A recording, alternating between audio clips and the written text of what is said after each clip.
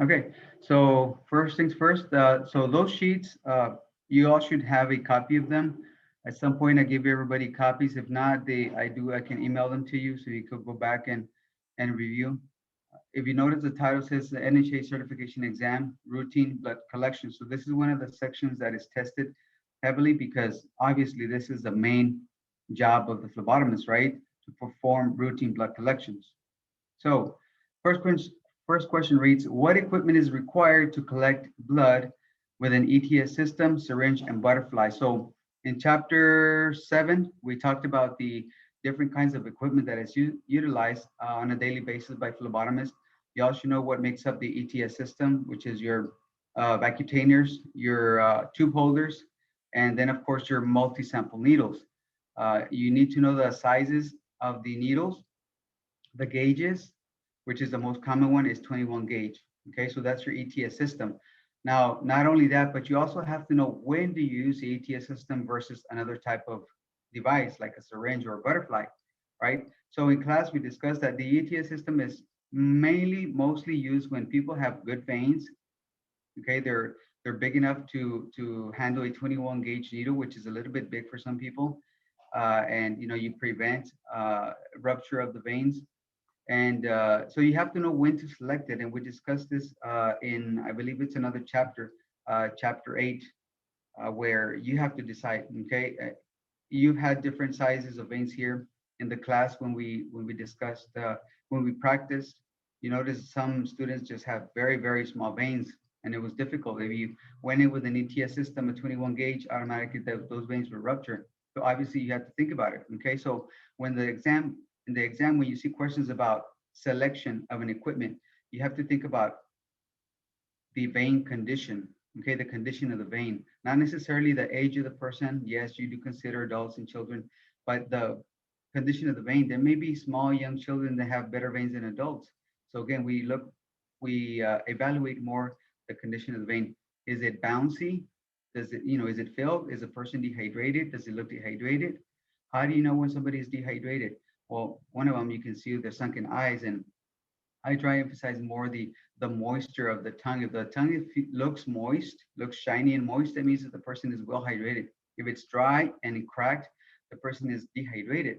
So what that means to you is that if you puncture someone with an ETS system, automatically the veins will collapse and there will be no blood flow or very little and weak blood flow. All right. Now a syringe system, obviously you need your 10 or 20 ml syringe. All right. You're going to use a needle.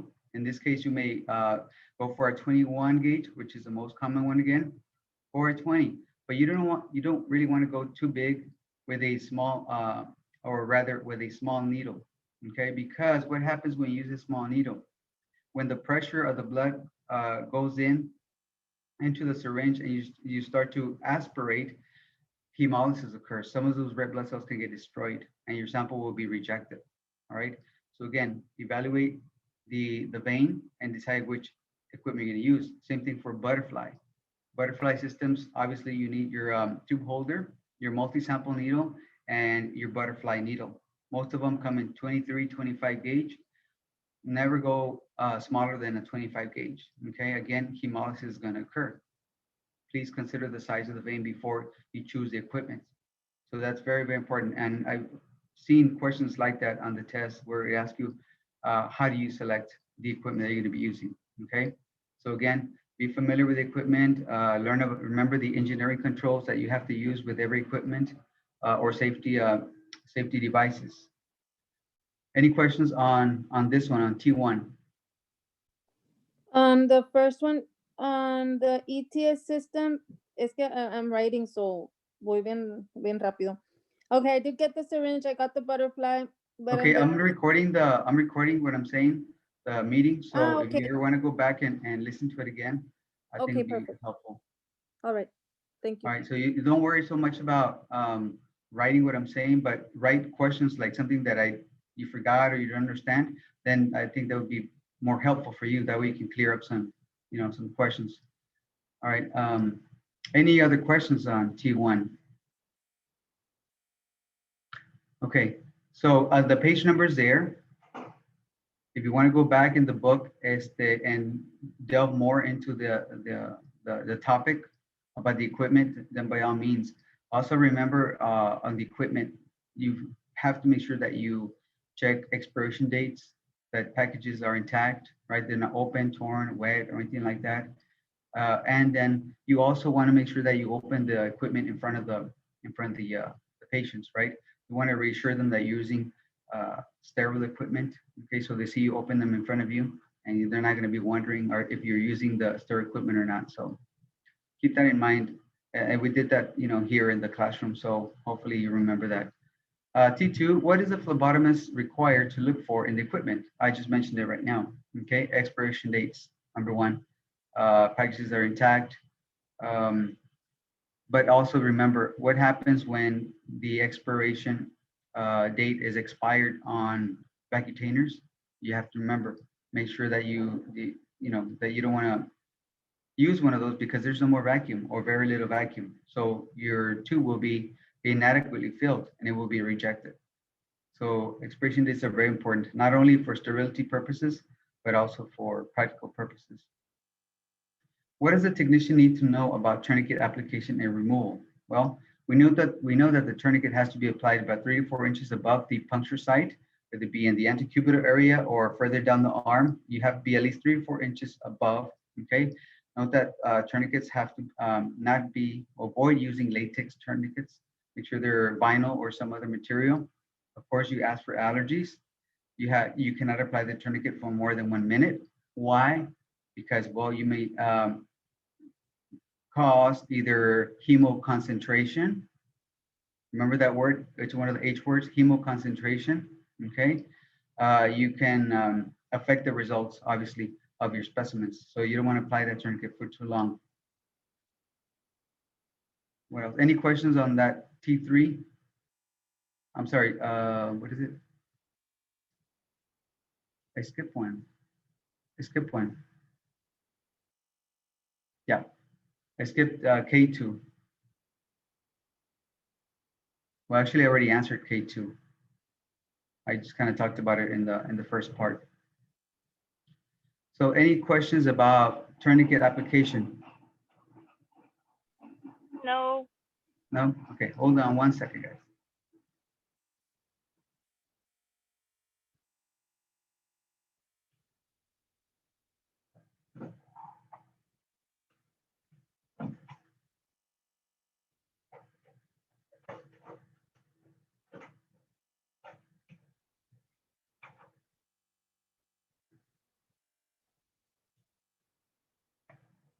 All right, let me ask you a question then. What is petechiae or petechiae?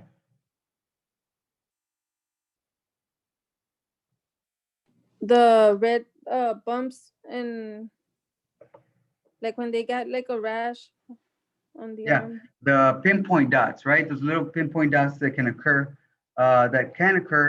with prolonged tourniquet application. Okay, so go back and look at those page numbers. If you ever see that word, remember what it means because again, terminology can kill you if you don't know the meaning of one word. Okay, hemoconcentration, again, you have to know what that means. What are the needle gauge sizes and lengths? You have to be familiar, right? The bigger the number, the smaller the gauge. Okay, know the parts of the needle. Obviously the bevel is the very tip, right? That's slanted, very pointy. The length, and then the gauge, which is really important. Now the hubs is the little plastic part that holds the needle. Those are color coded. So green is usually 21.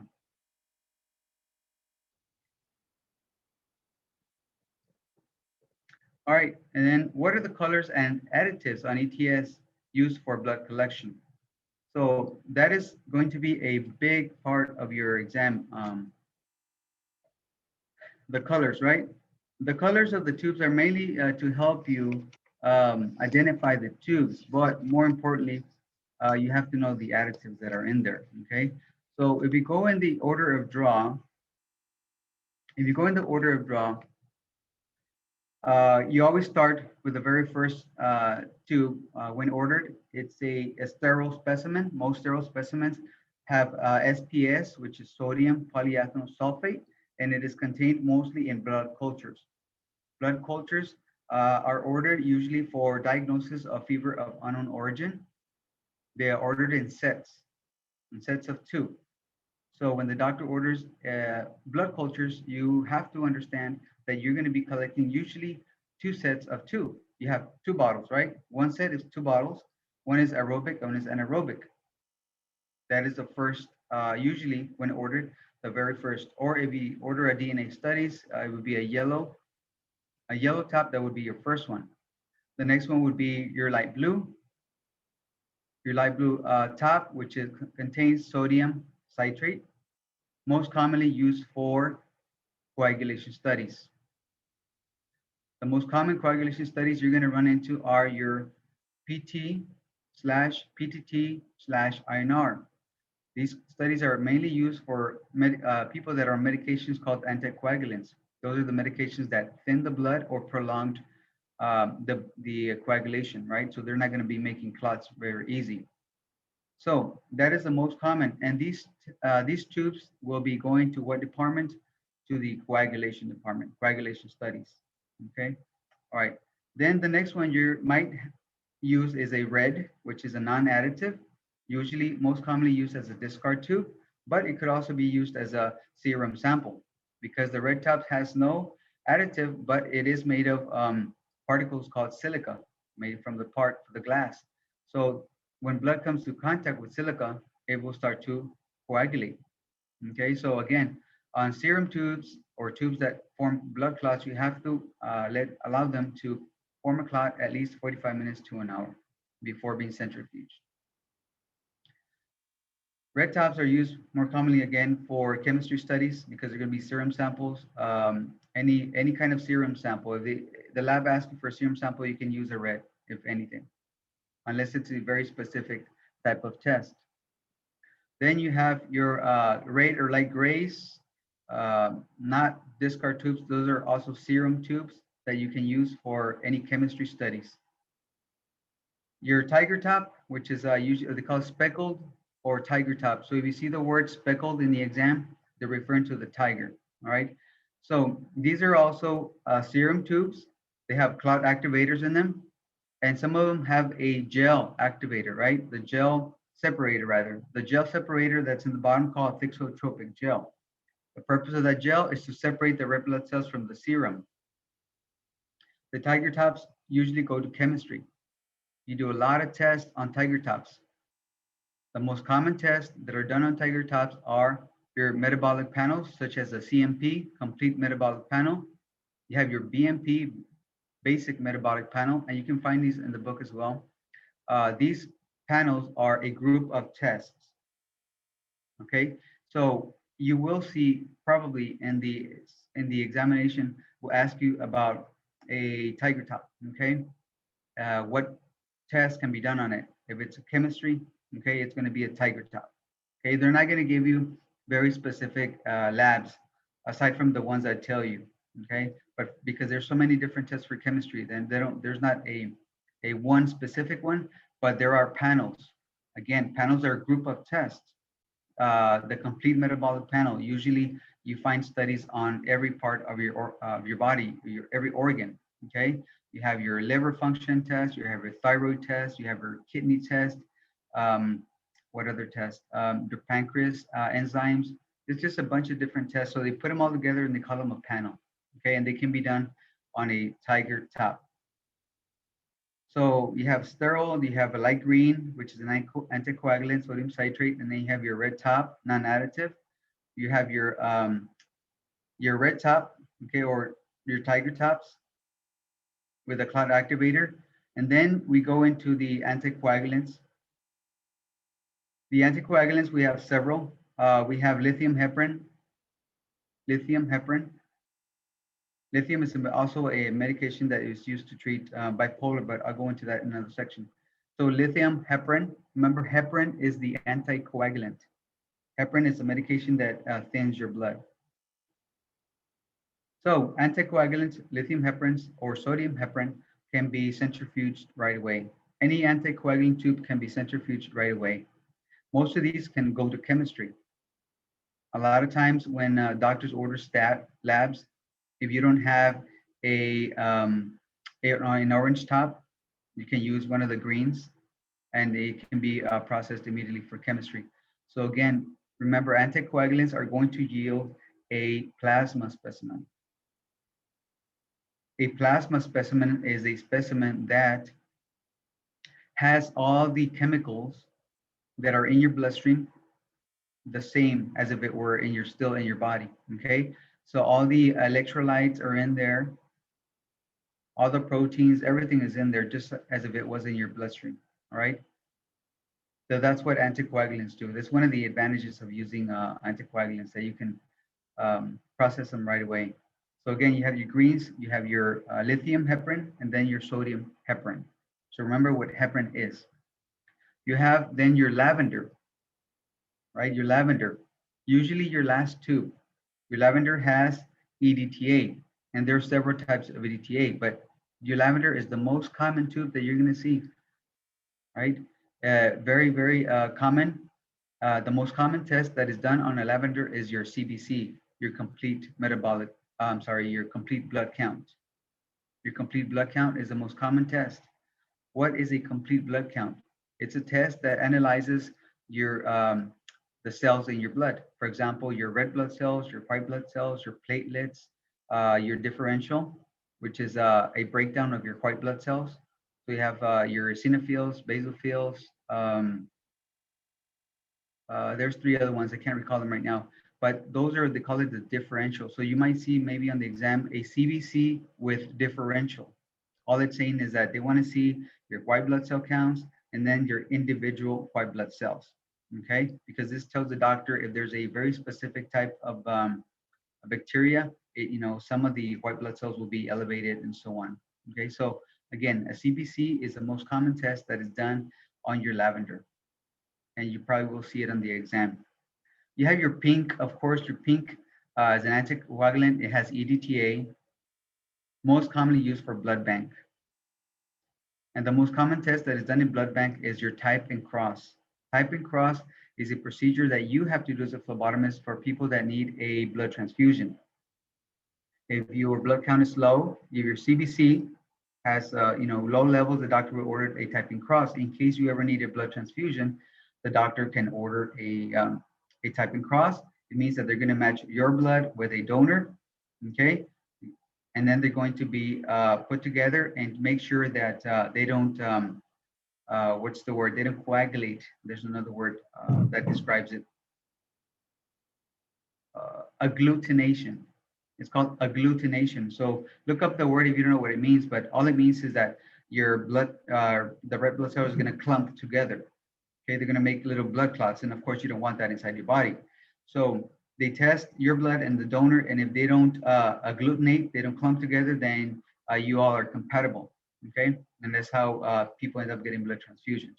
So again, the pink has EDTA and it goes to blood bank.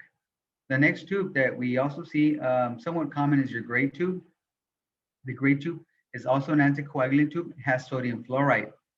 Most common test that you'll see is probably the glucose, a glucose test. Glucose is sugar. The gray can have sodium fluoride with potassium oxalate, and it goes to chemistry. You could also have sodium fluoride and EDTA as well, or just plain sodium fluoride. So if a doctor orders glucose levels, you know that you need to do a grade 2. Why? Because potassium oxalate helps prevent the cells from utilizing the sugar that is inside the tube. Okay, it's called an anti-glycolytic. Anti-glycolytic. So that is why a grade 2 is used for glucose levels. It keeps the cells from using up the sugar that is in the blood sample. Okay, in the specimen. Next we have the orange. Okay, the orange is or they call it RST, rapid serum tube. It has a chemical called thrombin. Thrombus refers to a blood clot. So if there is thrombin inside the tube, obviously the specimen will clot very, very fast. It is used most commonly for stat specimens. All right, stat specimens that require that it's going to go to chemistry. Usually, stat results, the samples will clot very quickly, usually within 5 minutes. And again, it's used usually in the emergency rooms. You have your royal blue.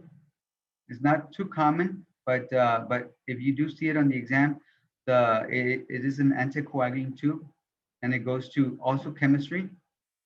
Why? Because the royal blue is used to collect most commonly trace elements. Trace elements are metals that are in our body that we get through food, such as zinc, lead, magnesium. Our bodies contain those in very small amounts.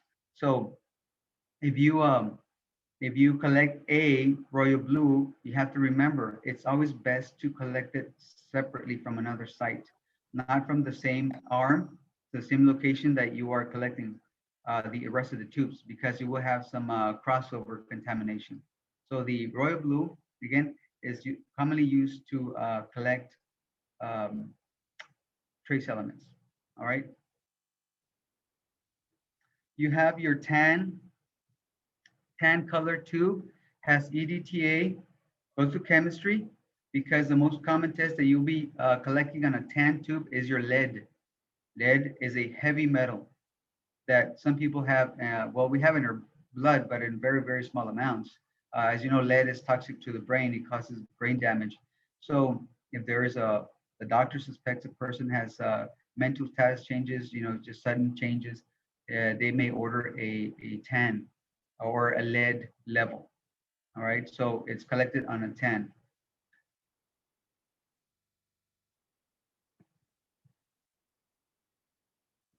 So I just went over the different color tubes. I emphasized the ones that you'll be most commonly asked on, which will include your light blue, your tiger top, your lavender, the pink, and the tan, and of course the blood cultures.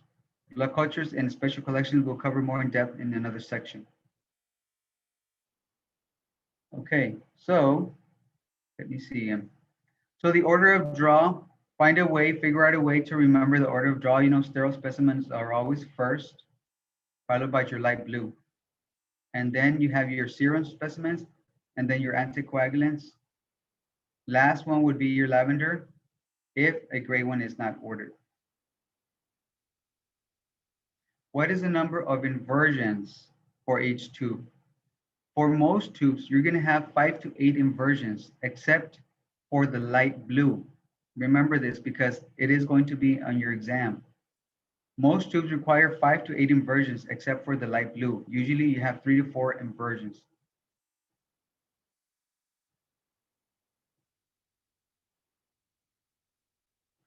What is the angle of tube insertion and how much does each tube need to be filled?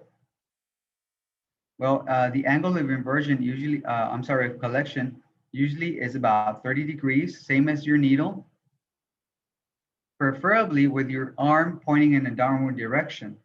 You want your tubes to fill from the bottom up, right? You want to make sure that the blood has good contact with the additives that are in the tube, okay? And as soon as you collect them, you have to invert your tubes, gentle inversions, okay? Avoid, harsh inversions because you will break down the red blood cells. You will have hemolysis and your tube will be rejected. How much does each tube need to be filled? Well, you fill it until the vacuum is complete. How do you determine techniques are used for site selection?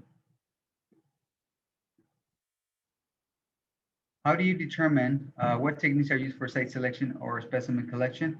I covered this a little while ago.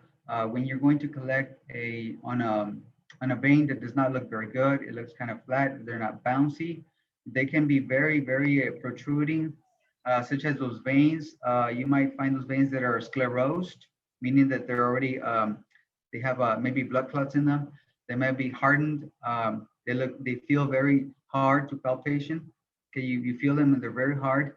That means that they have plaque in them and usually are not good veins for blood specimen collection. So you want to look for those veins that are bouncy. Okay, again, the condition of vein will determine the equipment. And yes, of course, the age of the patient. Remember that if a patient tells you, they always use this kind of needle on me. go ahead and follow their directions because it's most like they're correct. How is antiseptic agent applied to the collection site? Well, on most routine collections, you're going to use your 70% isopropyl alcohol unless there's allergies. Okay, you're going to scrub for at least 30 seconds to a minute. Okay, just good friction. That's what you want to do.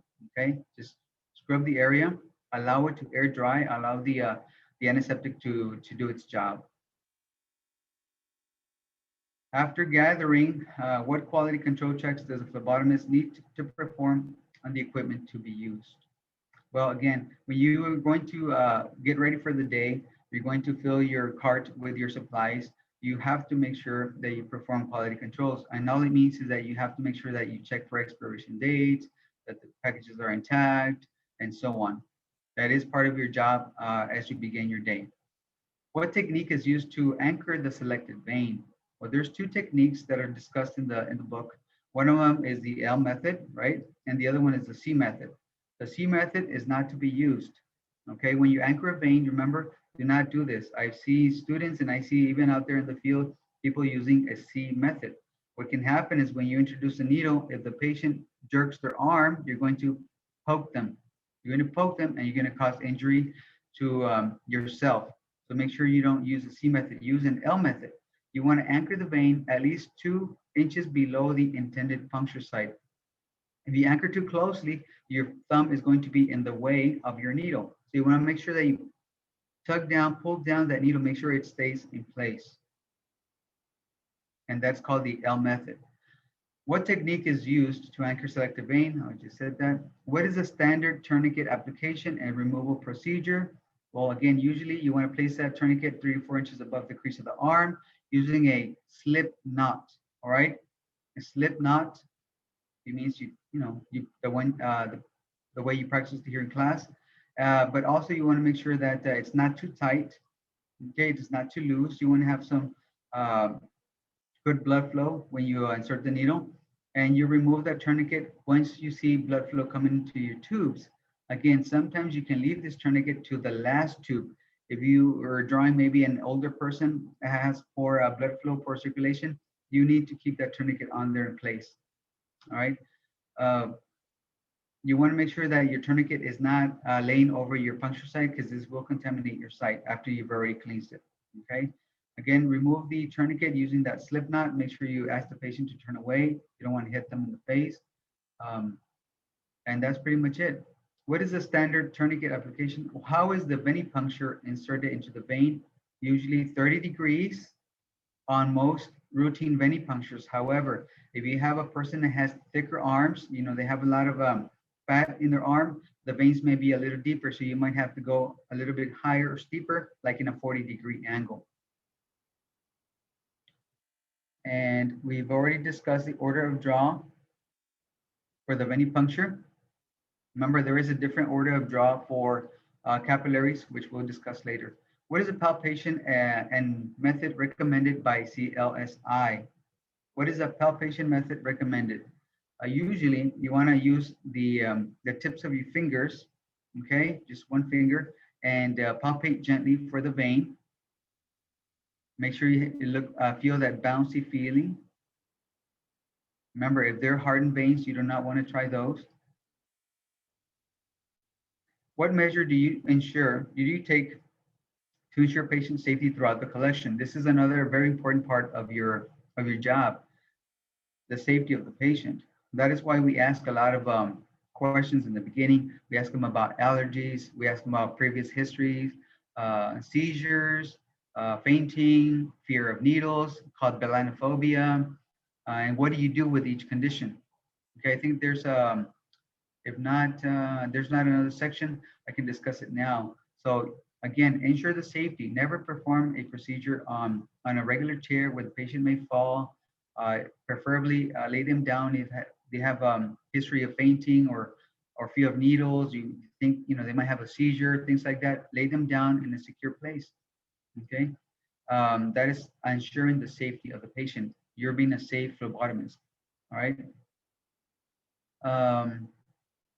Any signs and symptoms to look out for? Don't forget to look at your patient when you're performing the blood draw. I know in the beginning you're very nervous and you're focused on getting that blood return, and we forget to look at the patient.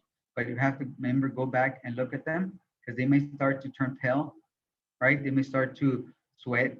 Those are signs that the patient may be starting to faint. So if you ever have any of these complications, such as fainting, um, or whatever the case, seizures, you stop the procedure all the time. You stop the procedure and assess the patient or assist the patient, whatever the emergency is. Don't wait until you finish the draw. Always discontinue the procedure. What are contraindications for venipuncture? Well, usually when you walk into a patient's room, you make sure that you look at the walls, make sure that there are no signs that are warning you, no needle sticks or venipunctures on the left arm or the right arm or whatever reason, okay?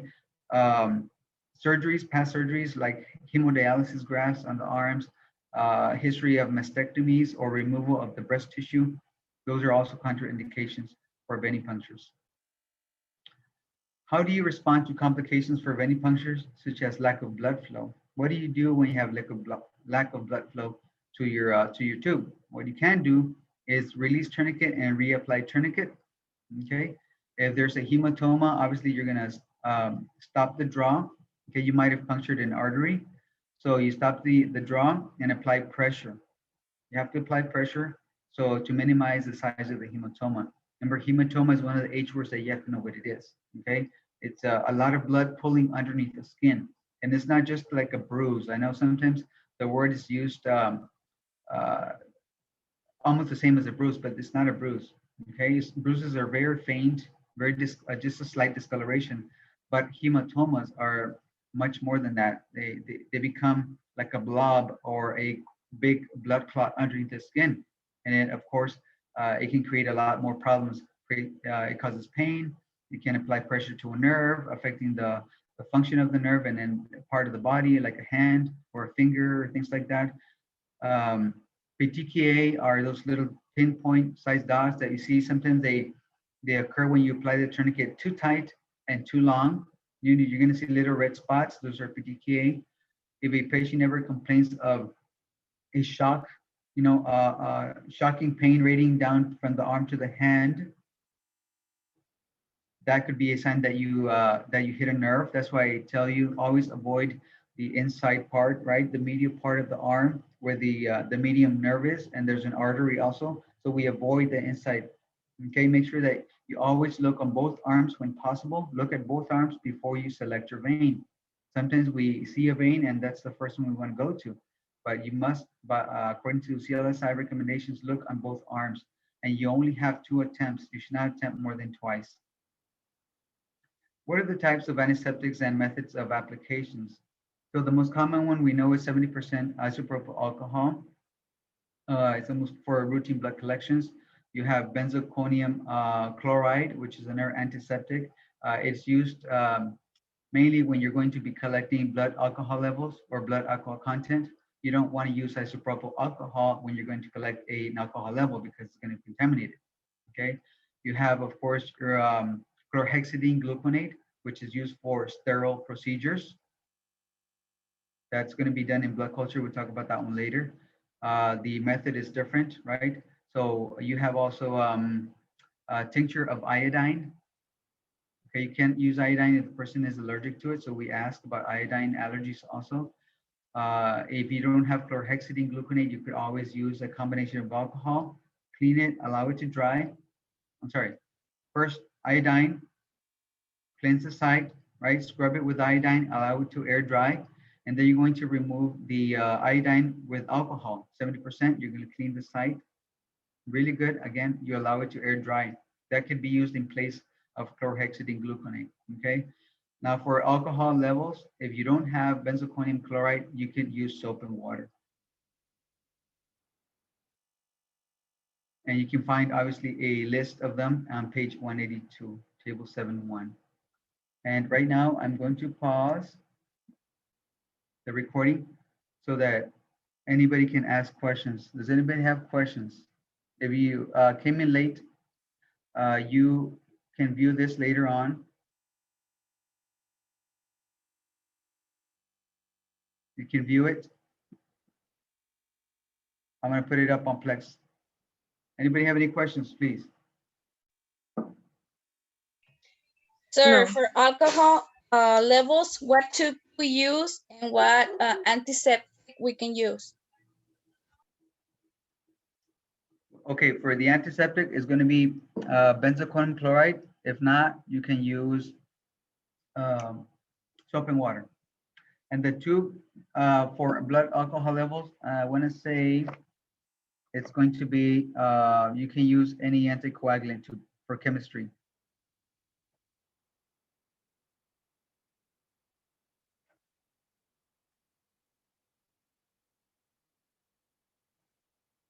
Let me give me a few minutes. I'll get back to you on the, if there's a specific one, but I don't think there is. Okay, on page 349, if you have a book,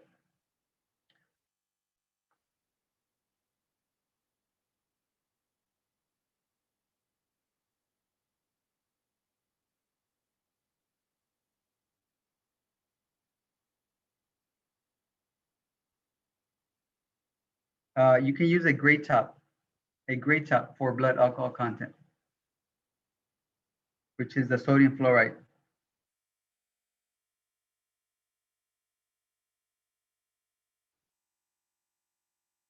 It's on page 349.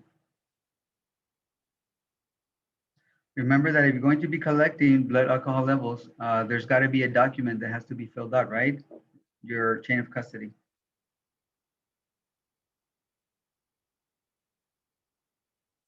Any other questions?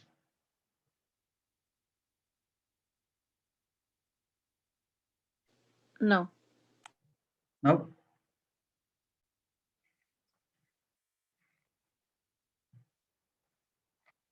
Norma, Janie, any questions?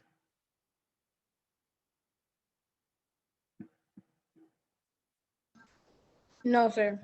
Okay, let me, did you all get the invite? You did, right?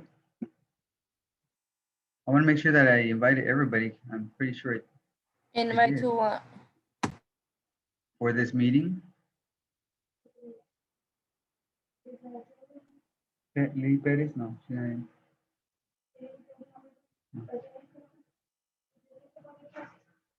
Yes, I got the invite by email.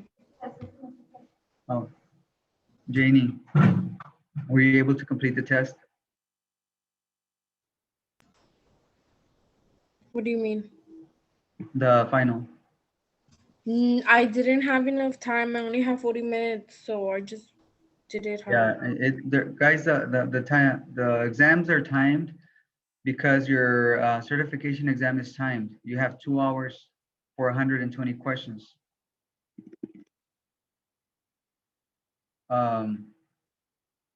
If you don't time yourself, you're not going to finish and you're going to fail. So that's why the exams are timed. It's usually 1 minute per question. It happens to everybody, but make sure that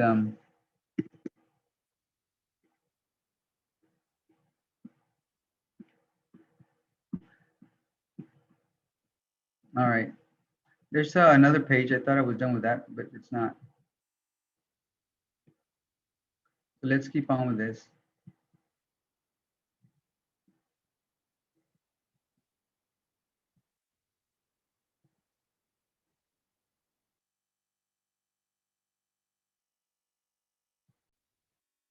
All right, how do you remove the venipuncture device? The venipuncture device is usually removed in the same way it was inserted. If you go in at 30 degrees, remove it in the same way, okay? Make sure you stabilize the tube holder, it's very important. What are the techniques for anchoring a vein? We already discussed that.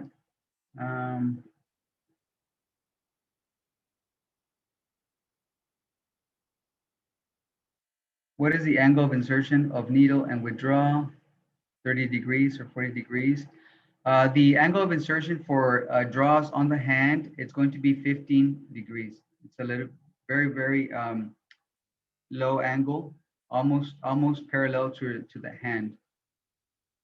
How do you invert evacuated tubes with additives according to procedure guidelines? Well, usually, again, in the general rule, most tubes are 5 to 8, except for the the anticoagulants, okay? 3 to 4 inversions. I'm sorry, the light blue. The light blue 3 to 4, the other ones are 5 to 8 or 5 to 10.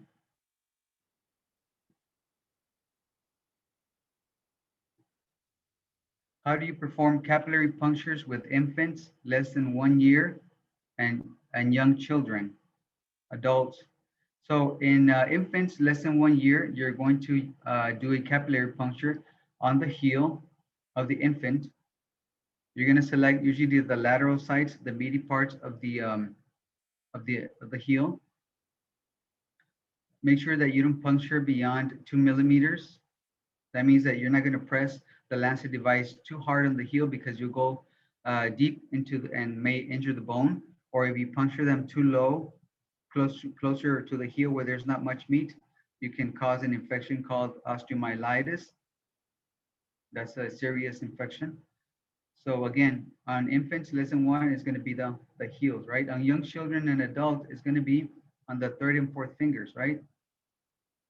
3rd and 4th fingers on the lateral sides, distal and lateral sides of the fingers. Usually you want to do the non-dominant hand, all right? Non-dominant hand.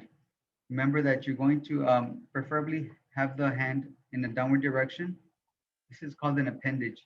If you see the word appendage in the exam, it refers to the arm. So you want to have it facing down. If you have to arterialize, right, the site means you warm it up, okay? You apply that warm site. Never apply heat directly to the skin of young children or adults. Put something in between. Make sure they're warm. You're going to puncture them on the meaty part. You're gonna wipe off that first blood, right? After you cleanse it, you puncture it, you're gonna wipe off that first blood. Remember that one is considered contaminated. And then you're going to collect your specimen. If it's a young child, it's going to be fighting you during the procedure. You're better off holding more than 1 finger, usually 2 or 3 fingers at a time. And of course, with the parent or guardian holding them. Same thing for adults. Unless there is contraindication to collect specimens from an arm, it also affects the hand, all right? So if a person has dialysis on the left arm, you cannot poke them on that same hand, all right? Why? Because sometimes some of these punctures, even if they're small, can cause very small blood clots that can affect the function of the dialysis grafts. So you don't want to cause that. What are the signs and symptoms of a patient experiencing syncope? You usually get pale, they start sweating. For nausea and vomiting, usually the patients will tell you, obviously, that they feel like they're going to vomit. Usually they will vomit, okay? Now, if a person is going to vomit, you need to wait until that goes away. All right, if the symptoms are not relieved and you cannot perform the procedure, make sure you communicate. If your patients faint or have syncope, okay, obviously you have to communicate this to the ordering physician. If they have petechiae, whatever happens, any complication that can occur or keeps you from performing the procedure has to be reported to the doctor. And if there's any incident reports that need to be filled out, please go ahead and do so, because this can always come back to haunt you. So please make sure that you complete any incident reports, especially if there's a hematoma, if the person complained of shocking pain, right? If you hit a nerve, things like that. Those are serious complications that a person can come back and sue, maybe not you directly, but the facility, okay, for personal injury.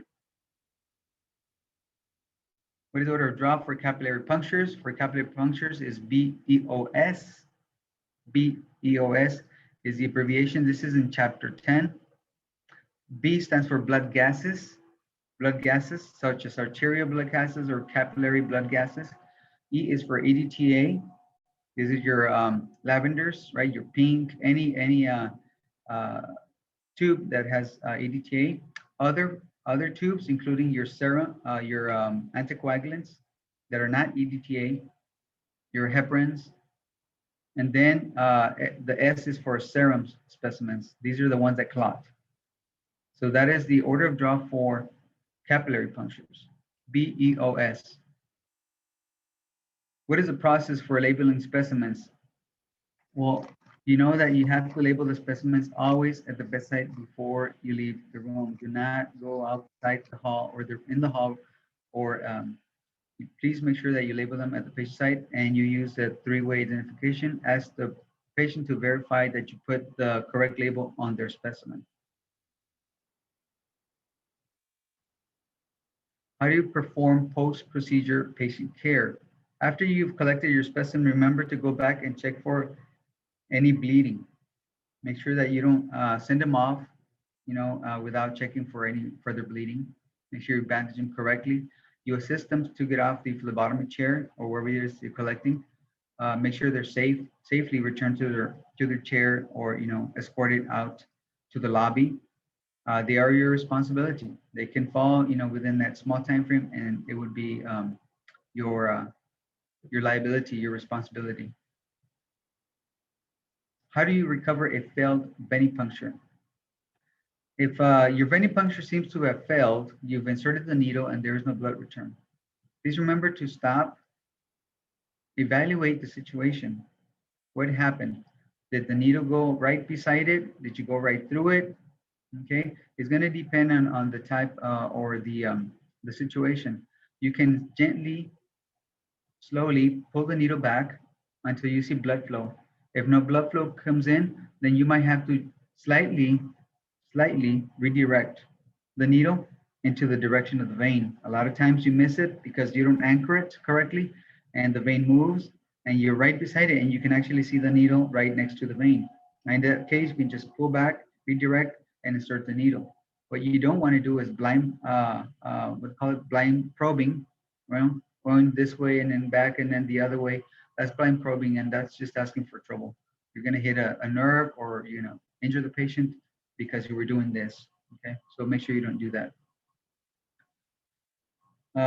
How do you remove the tourniquet, tubes, and needles? Well, again, it's very simple. In step 11 on page 231, the tourniquet is removed on the last tube or after you see blood coming into your tubes. The tubes are usually collected in the order of draw. You invert them, okay, and you're going to place them in a vertical position. The needles are removed in the same way you went in. If you went at 30 degrees, you take them out in the same angle. Okay, as soon as you remove it, you put your gauze on there, ask the patient to apply pressure, apply your safety feature, looking at what you're doing, apply your safety feature, and dispose of your sharps. Don't worry about bleeding. The patient is already applying pressure. How do you perform a post-procedure patient care? I just discussed that. How do you apply needle safety devices and when? Well, obviously after you've collected your samples, all of your samples, and you make sure that you apply them using only one hand. Remember, all these controls, these safety features are there for you to use them. If you don't use them, then there's no point in having a safety feature. How do you perform a dermal puncture? A dermal puncture is the same as a capillary puncture, okay? On a newborn and an adult. And all the steps are in 306 and 308. I kind of went over it briefly a few minutes ago in the other question about how do you perform a capillary puncture on a newborn or an infant. Okay, you're gonna collect them in the heel. Remember, always the heel. When you collect a sample from a newborn and they're on their crib or the bassinet, the plastic box, make sure that you don't have any contaminants, such as baby powders, formulas, urine from the diapers, and so on. Those are the most common contaminants. So make sure that those are away from your collection site. How and when do you bandage an adult or a child? Well, again, you bandage anybody after the bleeding has stopped. Okay, remember to instruct the patient not to carry anything heavy, within 10 pounds, within the next hour or so. They can remove the bandage, probably usually about after an hour. What you don't want to do is apply bandages to children less than 2 years old. Children are very curious, and if you apply bandage to them, they're most likely going to be picking at it, and they might actually put it in their mouth. That's a choking hazard. So we don't use bandages on children, or you might end up cutting off circulation to their arm, which can be a serious complication. So bandages are not utilized on children younger than 2 years old. How and when, where do you label tubes? It's the same question. Again, at the bedside, look over the steps on page 233.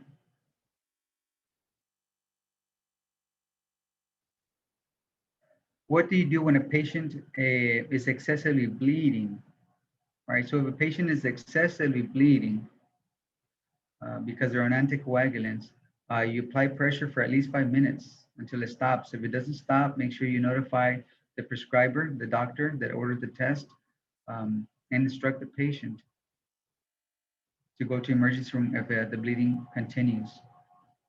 If they are excessively bleeding, you apply pressure. You can also try elevating the extremity to minimize the blood flow to the arm, and that can also help stop the bleeding until they form a small blood clot. Try not to put too much pressure on it, like a pressure gauze, where all it is, it's a gauze folded into 4 pieces. And we put it on there, and then some people try to bandage it, and then they send the patient off, home. And then later they see the, all the blood in the gauze, and they start to panic. And so make sure you don't send them out without, before the bleeding stops. And if they are still bleeding, just make sure you notify their physician. Fainting.